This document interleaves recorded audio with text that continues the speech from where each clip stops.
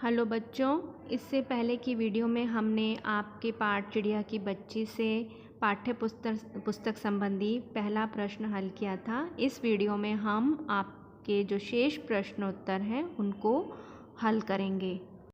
आपके पाठ का दूसरा प्रश्न है, माधव दास क्यों बार बार चिड़िया से कहता है कि यह बगीचा तुम्हारा ही है? क्या माधव दास निस्वार्थ मन से ऐसा कह रहा था? स्पष्ट कीजिए।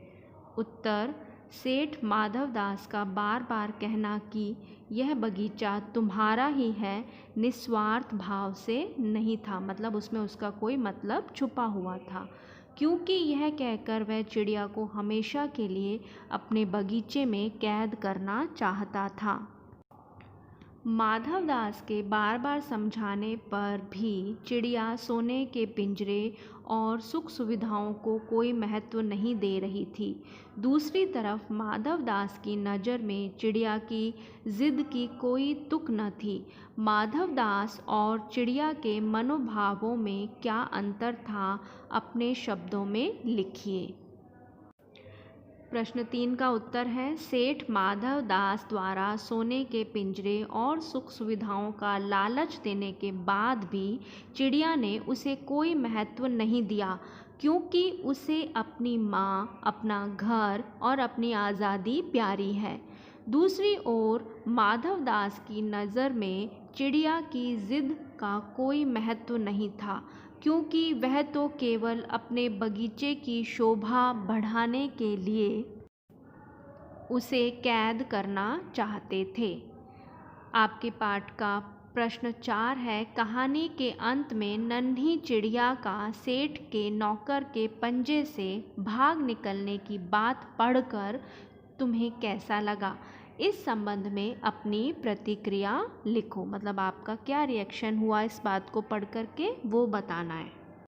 उत्तर, नौकर के हाथ से चिड़िया के बच निकलने की बात पढ़कर हमें बहुत खुशी और संतोष मिला, क्योंकि नौकर यदि उसे पकड़ लेता तो सेठ माधव दास उसे सोने के पिंजरे में डाल देते और वह चिड़िया जिसे अपनी आज़ादी और अपनी माँ से बेहद प्यार था, वह हमेशा उस पिंजरे में बंद रहती।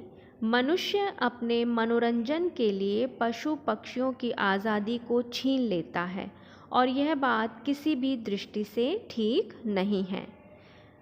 5वां प्रश्न है, माँ मेरी बाट देखती होगी।